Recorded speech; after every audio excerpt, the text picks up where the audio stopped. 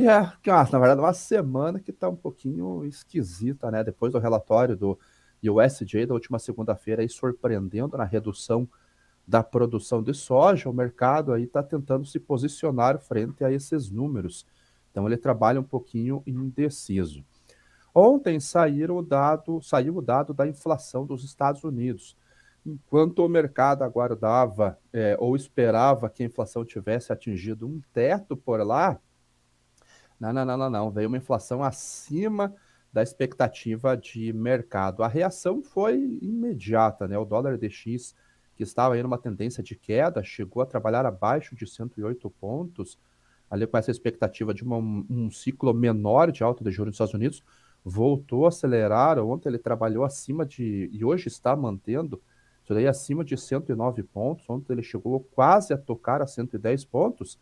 Isso acaba sendo negativo para as commodities, porque você tira dinheiro de renda variável, e as commodities estão dentro desse ecossistema, e leva dinheiro para onde tem mais segurança e tem uma rentabilidade um pouquinho mais garantida, que é a renda fixa norte-americana. E hoje o mercado está digerindo todos esses números, né? Ontem chegou a sair relatórios de alguns bancos prevendo que o Fed pode aumentar em até 100 pontos a taxa de juros aí no próximo dia 21. Eu acho pouco provável, mas estou longe de entender, de ser um especialista nesse mercado, então o que eu faço é acompanhar simplesmente os preços lá da tela. E hoje o mercado ele volta a trabalhar com a alta, né? Muito digerindo os números que saíram lá pelo USDA. O trigo ele continua subindo hoje, estendendo a alta aqui a 0,23% de alta, a 8 dólares e 62 o bushel. Os embarques da Ucrânia, eles continuam fluindo, eles estão saindo. Nesse mês de setembro, já foram exportados mais de 1,5 milhão de toneladas. É 30% menor só em relação do ano passado. Então, vejo que há uma redução importante, um terço, é uma redução muitíssimo importante, naturalmente, no fluxo, ainda mais de um país tão importante quanto a Ucrânia, mas não é aquela situação que estava realmente muito antes do acordo intermediado pela ONU e pela Turquia. Então, você vê que foram 34% só abaixo, foram 1,5 milhão de toneladas dos primeiros 13 dias de setembro. No ano passado, esse volume foi de 2,3 milhões de toneladas. Então, o fluxo está saindo.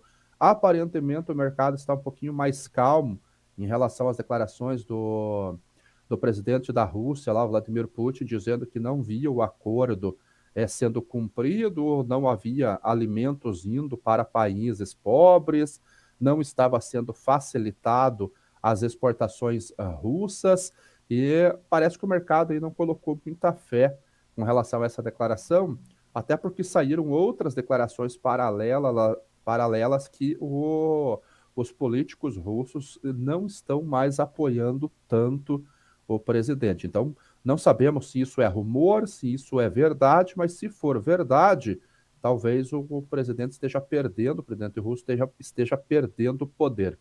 Há também relatos e rumores de que a Rússia está perdendo ou abandonando algumas cidades ucranianas. Até agora, os rumores dizem em torno de 6 cidades que já haviam sido conquistadas, elas deixaram, os soldados foram embora, deixaram a cidade para trás, e o exército ucraniano retomou essas cidades.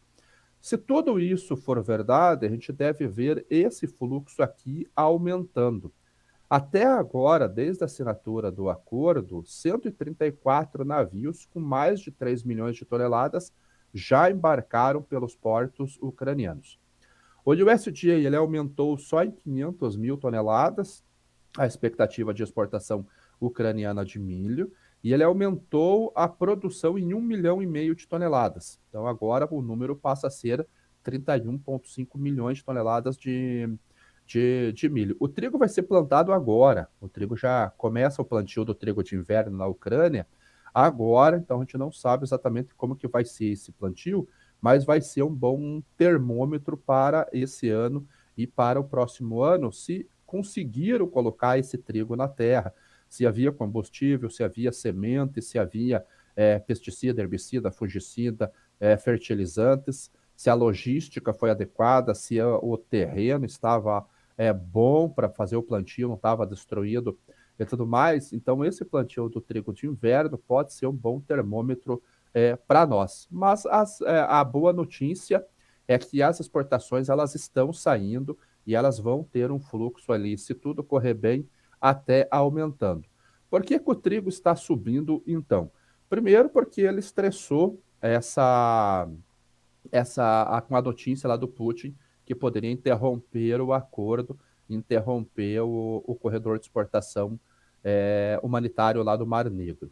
E depois a gente já começa uma sazonalidade de alta já, né? A colheita já 85% colhido nos Estados Unidos. Essa semana ele deve praticamente finalizar a colheita, eles são muito rápidos por lá. O trigo de inverno já foi também há bastante tempo. Então, a partir de agora, a gente se encaminha para o plantio, que então começa basicamente a entre-safra. E é isso que o mercado pode estar respondendo, ou seja, a sazonalidade do trigo. Então, ele estressou na declaração, não realizou, e agora ele começa um leve movimento de alta que era previsível devido à sazonalidade do cereal. E vamos acompanhar como que vai ser esse plantio, tanto nos Estados Unidos quanto na Europa, e acompanhar os números da China, que também teve problemas climáticos por lá, para termos uma ideia agora de como que ficará a oferta para o próximo ano. Em relação ao milho, o milho ele está corrigindo. Ontem ele fez uma correção também, ele fechou com uma leve queda na Bolsa de Chicago. Hoje ele está estendendo essa queda em 0,54%. O cereal cotado a $6,89 o bushel lá na Bolsa de Chicago. O milho é aquele que está com o cenário mais apertado, né? A commodity agrícola com o cenário mais apertado dentre todas essas que nós costumamos avaliar aqui. Primeiro porque houve uma redução diária. Lá em março desse ano, a gente já sabia da redução diária quando saiu o primeiro Acreage, o primeiro relatório lá pelo USDA. Então, surpreendeu realmente na redução diária em comparação com o ano passado. Mas era o número que o mercado já ventilava, já trabalhava essa redução. Depois disso, a gente começa a monitorar o plantio, monitorar o clima. E o cereal fez aquele movimento de baixa lá no mês de junho ou de julho, se eu não estou enganado, que foi esse movimento aqui, ele começou em julho, no meio de junho, desculpa, no meio de junho, ele fez esse movimento por causa do início do plantio, e nesse momento aqui, vamos dizer, do plantio, as condições estavam boas, as condições de clima estavam boas. O problema é que após essa expectativa de clima bom, e aí foram duas, 3 semanas quase de queda, aí começaram os problemas. Começa primeiro muito frio e chuva atrasou o plantio. Então esse plantio começou atrasado. Quando cessaram as chuvas e as temperaturas ficaram um pouquinho melhores, houve uma aceleração muito forte no plantio, o que colocou ou seja, encurtou a janela de desenvolvimento, de pendoamento e polinização. Então, grande parte das safras norte-americanas ficaram numa janela muito próxima para esse desenvolvimento.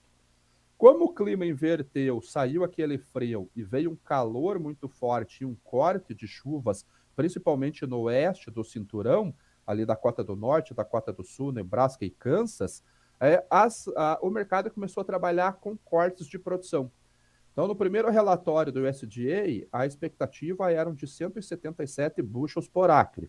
Aí reduziu para 175,4 bushels por acre. O mercado fez uma pernada de alta até o início do mês de agosto, que foi o dia do relatório aqui. Então, aqui saiu o relatório, aqui saiu o relatório, dia 12 de agosto, o mercado começou a fazer uma pernada de alta.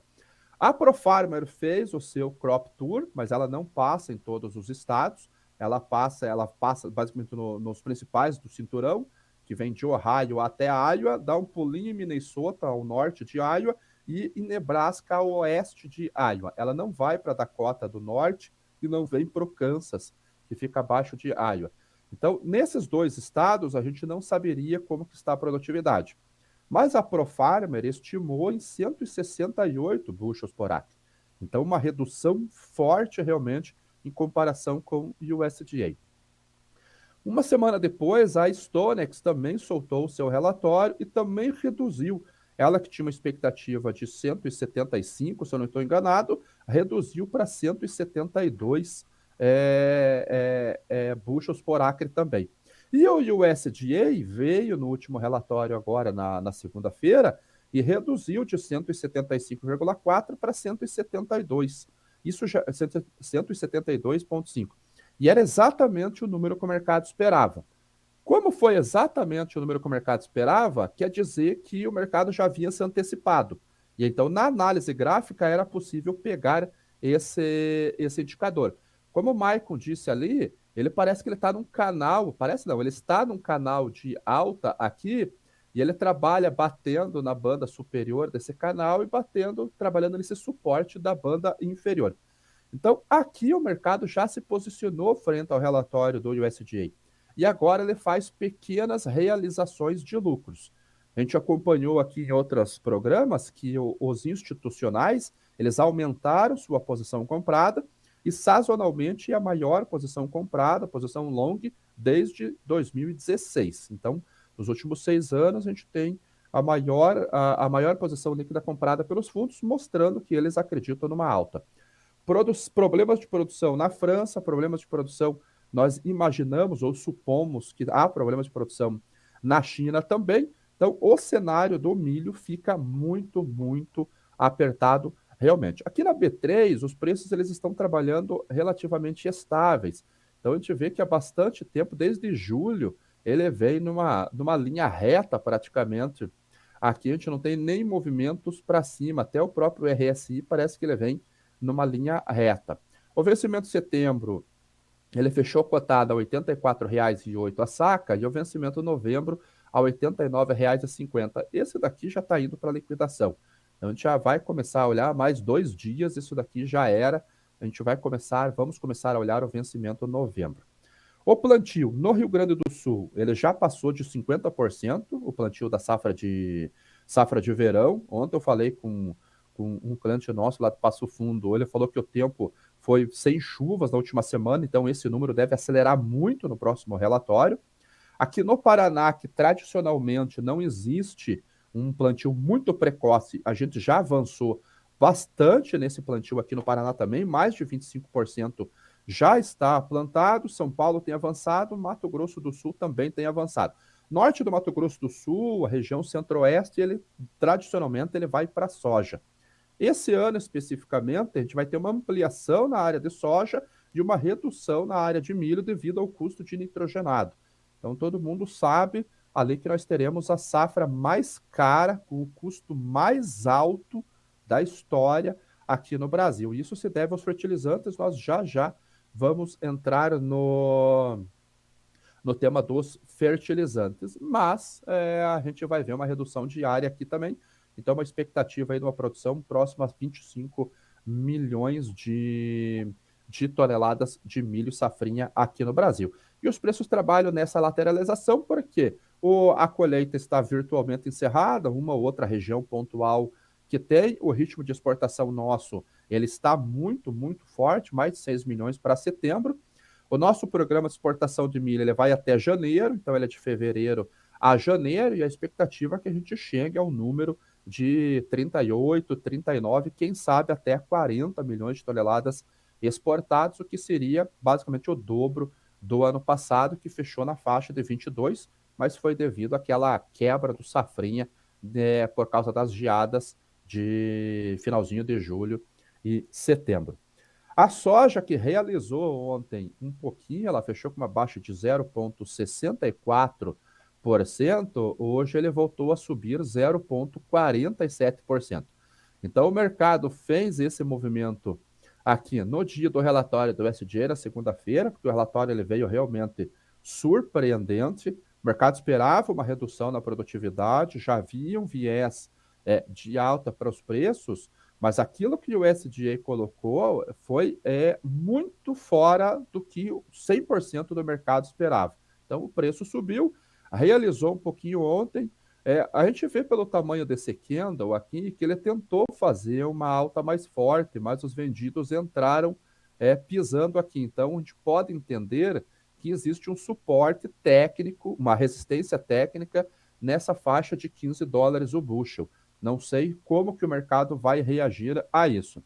E hoje ele está voltando a subir 0,4% nesse momento, tentando ir acima ou testar de novo essa resistência técnica aqui. O que acaba dando suporte para a soja hoje? Lá, o farelo de soja, novamente, há problemas de logística nos Estados Unidos já. O mercado vem reportando esses problemas ali há bastante tempo já, muita concorrência por ferrovia, por caminhões, por barcaças para transporte de outras commodities. Então, há um problema realmente. Nós estamos na entrega do produto e muitas tradings que estão vendidas não têm o produto para fazer o seu exercício de maneira física, ou seja, entregar o farelo de soja nos locais autorizados pela Bolsa de Chicago.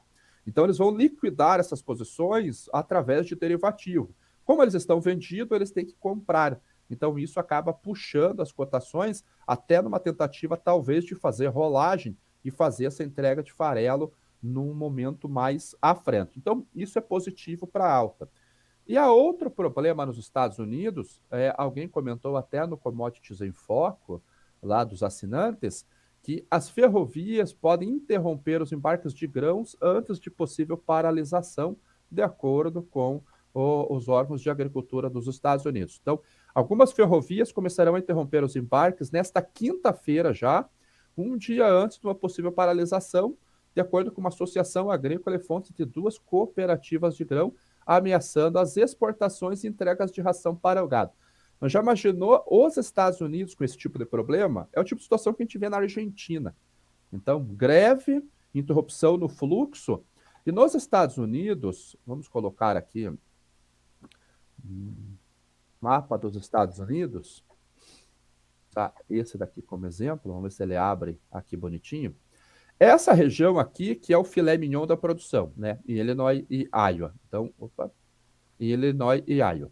O cinturão, ele começa em Ohio e vem até a Dakota do Norte, passa por Minnesota. Grande parte do gado dos Estados Unidos, ele está nessa porção oeste. Então, tudo que acontece aqui acaba vindo por transporte ferroviário, rodoviário, para esta região aqui. Se houver uma interrupção nessa logística aqui, esse setor aqui fica sem produto. E isso acaba puxando o preço, porque quem tem e consegue entregar vende mais caro. Então, acaba a logística sendo prejudicada, impulsionando os preços. O relatório do USDA trouxe aquela redução de produção, foram nesses dois estados aqui. O Nebraska, para o milho, por exemplo, ele é o terceiro maior produtor. Para a soja, ele é bem importante também. Então, a queda de produção nesses dois estados, principalmente, foi o que afetou realmente a produtividade lá estimada pelo USDA. Então, aqui teve uma leve redução, aqui está ok. Aqui teve uma leve redução, mas está muito bom. Ohio, Indiana e Illinois. Iowa teve um pouquinho, Minnesota teve até uma elevação. Agora, Dakota do Norte azedou de novo, Dakota do Sul uma leve redução, Nebraska e Kansas muito, muito feio realmente na produtividade. Então, você vê aqui, o oeste dos Estados Unidos é realmente numa situação muitíssimo complicada e agora mais isso daqui ainda para poder complicar a situação. Então, o preço sobe baseado nisso. Até mesmo o óleo de soja, que tem uma pressão devido ao aumento dos estoques na Malásia de óleo de palma, que estão nos maiores níveis em 33 meses, ou seja, em quase 3 anos, o estoque, na verdade, voltou a praticamente o nível pré-Covid. E no Covid que teve problemas de produção, muita chuva, laninha muito forte. Por lá o Covid tirou muito trabalhador do campo, então houve problemas de colheita, houve problemas de aplicações de insumos, e agora os estoques voltaram a crescer, até por uma demanda mais fraca, e mesmo com essa pressão de aumento de estoques de óleos vegetais, o preço sobe devido a problemas logísticos internos nos Estados Unidos. A China é uma grande incógnita ainda, não sabemos como é que vai ficar a demanda chinesa, mas de petróleo desabou, não é de hoje. Ontem, se não me engano, saiu mais uma notícia de redução nas importações chinesas e também no refino. Então, a China pode manipular os dados e faz isso, sem sombra de dúvida, ela faz essa manipulação de dados. É um país que tem força para fazer isso dali. Mas existem coisas que ela não consegue manipular, que é o fluxo de commodities do mercado físico. Então, quando nós vemos o BDI, ou seja, o Baltic Dry Index, que é indicador de fretes, nós vemos preços de fretes de algumas commodities tendo redução nesse fluxo para a China, a gente sabe que houve queda na demanda. Então, por mais que ela manipule o dado que sai lá na tela, lá, CPI, PPI, PIB e tudo mais, o fluxo de commodities não deixa mentir a situação chinesa. E a gente vê uma forte desaceleração. Não sei se chegará ao nível de recessão, porque o crescimento chinês é muito robusto. O governo procurava um crescimento anual de 5,5%, talvez ele atinja 3,5%, que seria mais ou menos a média do que o Brasil está previsto para crescer. Então, o Brasil, a gente se coloca numa posição de crescimento chinês e inflação abaixo dos Estados Unidos. Então, você vê a situação que nós estamos vivendo nesse momento. Bancos veem que a China vai crescer abaixo de 2%. Eu não duvido. Crise no setor imobiliário, setor de energia desacelerando, consumo de minério de ferro, de alumínio, de cobre também baixando bastante. Alimento é um pouquinho me fugiu a palavra agora, mais resiliente a essa questão por tratar-se de alimentos. Então, rebanho suíno cresceu bastante por lá, demanda ração, o pessoal precisa comer. Claro que ele vai deixar de comer um alimento mais nobre, aquela classe média baixa, mas o alimento básico ele entra nesse jogo. E alimento básico é trigo, milho e soja através do farelo de soja por causa de carne de frango, carne de porco. Isso o chinês não vai deixar. Qual é o problema que nós vemos já entrando no problema não. Qual que é a situação que nós vemos da safra muito cara? Então, essa tela aqui, ela mostra o preço dos fertilizantes no mercado internacional. A ureia, que ela havia subido bastante, ela teve uma queda. Então, realmente, a gente viu uma contra-expectativa de só alta, só alta, só alta, até a ureia caiu. O cloreto de potássio está derretendo aqui no Brasil. Então, só nesse mês, o cloreto de potássio acumula uma queda acima de 15%.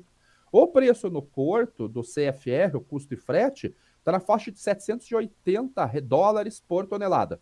Quando você faz o processo de desestivo, o processo de nacionalização, ele vai chegar aí por volta de 825 dólares a tonelada, ou mais ou menos ali 4.300 reais lá no porto.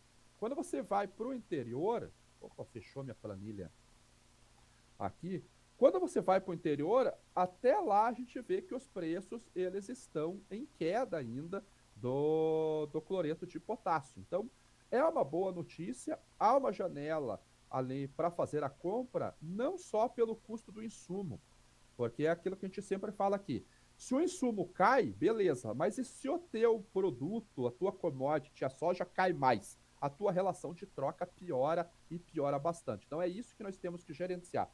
Mais ou menos o cloreto de potássio na média das revendas aí no interior por volta de 5 mil reais. Agora, as relações de troca do cloreto de potássio com a soja, eles estão melhores do que o ano passado. Um pouquinho acima com relação à média dos últimos 5 anos, mas estão muito melhores do que o ano passado. Outros fertilizantes, eles estão no mesmo sistema. O MAP caiu 12%, os únicos que subiram no acumulado do mês foram realmente os nitrogenados, que subiram um pouquinho ali, 8, 10%, dependendo do que você está olhando. 10% a ureia, 8%, 7% o sulfato de amônio e o nitrato de amônio. Mas na última semana a gente teve essa redução. Então, preços que estavam chegando a 760 na ureia, nos portos, já voltaram para 695, 700 dólares a tonelada. A relação de troca ainda está boa. Então, eu acho que vale a pena você avaliar a relação de troca, principalmente no caso dos nitrogenados, como safrinha 23, porque as compras de fertilizantes, elas estão bem atrasadas. Olha aqui, ó. Esse é o cara que mais entende de fertilizantes que eu conheço, que é o Jefferson, lá do Adubeiro Raiz. Ó, a referência do interior já é mais baixa para sinalizações de custo e frete. Então, isso para o KCL. Então, a Bielorrússia, que é um dos 3 maiores exportadores de cloreto de potássio do mundo, está buscando uma alternativa àquela sanção europeia e norte-americana desde 2020, se eu não estou enganado, quando o Ocidente embargou, sancionou devido ao sequestro daqueles 2 jornalistas que estavam indo para a Lituânia. Ali houve uma sanção comercial, a Lituânia rompeu o acordo com a Belarus Potash Company, que estava indo para que transportava via ferrovia pelo porto de Klaipėda, e agora eles estão negociando com a Rússia para exportar via os portos ucranianos. Então, quem sabe aconteça um novo fluxo vindo da Bielorrússia. Então, isso vai colocar uma pressão de baixa nos preços. Olha o pessoal acompanhando. É verdadeiro isso? Qual parte, Marcos, se puder colocar lá? Ó, o Júnior ali de São Paulo comprou cloreto da Yara a 4.060 a tonelada. Opa, acho que é esse daqui, né, Júnior? 4.760. Então, há uma redução. Então, vamos gerenciar a relação de troca que nós temos. Com relação ao milho, a relação ureia-milho, ela voltou a subir por causa da alta das últimas semanas. Então, bem acima da média histórica, bem acima do ano passado. Mas com relação ao sulfato de amônio e ao MAP, ela está abaixo, inclusive, da média histórica. Então, vale a pena dar uma olhadinha realmente na relação de troca. O que pode vir daqui para frente? Que é a pergunta que o pessoal fez ali. Nitrogenado continua na pressão. Por quê? Por causa do custo do gás natural. O gás natural continua se sustentando em patamares bem altos, tanto na Europa quanto nos Estados Unidos. Então, hoje, a Europa está subindo 7%. Os Estados Unidos está subindo 1,5% a 8 dólares e 40 por milhão de BTU. E a sazonalidade do gás natural é de alta. Então, houve um arrefecimento no nitrogenado, beleza. O que fez esse preço cair? Demanda. Demanda está fraca, mercado não quer pagar muito caro, voltar a pagar $1.000 a ureia. Mas o insumo vai continuar subindo. Se o insumo continuar subindo e não houver demanda, as empresas vão fechar, vai reduzir a oferta de qualquer maneira. Então, as relações de troca, elas estão num ponto favorável, eu acho que vale a pena o estudo. O que nós temos de relação de troca para a ureia com o milho? 47 sacas, de MAP 56 sacas, de café arábica, a ureia 3,1 sacas, o MAP 3,7 sacas, a soja, o MAP 26,2 sacas, preços em média no mercado brasileiro, MAP 5.300, ureia 4.500, potássio 5.100, o superfosfato triplo 4.800, o sulfato de amônio 2,5, e aí os formulados vai depender de quanto de ureia, fósforo e potássio ele tem. Aqui a minha pergunta é sobre a Yara ter comprado unidade de fertilizante. Ela está negociando, não tenho a confirmação de que bateu o martelo, mas ela está negociando. Então, tendência de preços, pelo menos no curto prazo semanal, é de queda de preços de fertilizantes ainda. Então, vamos dar uma olhadinha para ver se a sazonalidade das commodities agrícolas não fazem o seu trabalho e cai mais do que o preço do fertilizante. Então, eu acho que vale a pena você avaliar realmente as suas relações de trocas e tentar travar pelo menos um pouco desse custo de produção, como eu disse, o mais alto da história, não sei o que estou dizendo, são os números ali de Conab e tudo mais. Vamos ver se tem alguma pergunta aqui. Eu acho que as perguntas eu já respondi já. O Fábio, que sobre o petróleo, com esta possível alta de juros do Fed, contração na Europa e China, como está o cenário do petróleo? É a curva de contratos continua em backwardation? Continua, Fábio, diminuiu bastante o backwardation, mas a gente vê que os preços mais curtos estão mais altos do que os preços mais longos. Então a curva continua invertida assim. A alta de juros, com certeza, tira capital especulativo de renda variável, isso pode influenciar nas commodities também, Desaceleração chinesa já está refletindo nos preços caindo. Europa, além da desaceleração, eles estão com problema de oferta. Então eu colocaria ali um viés de alta nos preços, a não ser que essa desaceleração, essa recessão seja tão forte que destrua a demanda. Eu ainda sou construtivo para a alta do petróleo. Talvez eu esteja dando murro em ponta de faca, mas ainda sou construtivo para a alta do petróleo para o final do ano. Eu acho que ele volta próximo de 100 dólares. 100 dólares, aí eu acho que ele tem chance de voltar para o final do ano. Lembrando que setembro ainda é o fundo sazonal, mas agora ele já deveria começar a subir. Então, ainda sou construtivo de alta, mas já começa a ter dúvidas nessa minha posição. O mercado precifica 75 pontos, exatamente, mas como eu disse, alguns bancos já começaram a falar de 100 pontos. Eu vi aqui que o PT ganhou uma liminar para diminuir o período de plantio da soja no Mato Grosso. É uma vergonha estar dos produtores não votarem mínimo 70 em 2022. Eu não sei como que vai ficar essa questão, mas eles reduziram a janela de plantio, é problema, né? A soja do tarde vai ter efeito ali. Como eu vou ficar... essa aqui eu já comentei, né? Já comentei sobre esse produto aqui. O Wildélio, muitos produtores estão migrando do milho para o sorgo pelas dificuldades de controle de perdas. Cigarrinha é um problema. Mas sorgo também está... Todas as culturas agrícolas estão bem altos realmente. E a última aqui... já existem rumores que Putin cortando suprimentos de petróleo, 150 dólares o barril, a questão de tempo. O mercado está bem complicado mesmo. Então é isso aí, pessoal. Terminamos o programa. Passei bastante do horário hoje. Espero que vocês tenham gostado e voltamos amanhã no Primeira Hora do Agro. E dá o curtir aí, pessoal. Tá baixo aí o nível de curtida aí. Vamos curtir. Valeu, obrigado e até amanhã.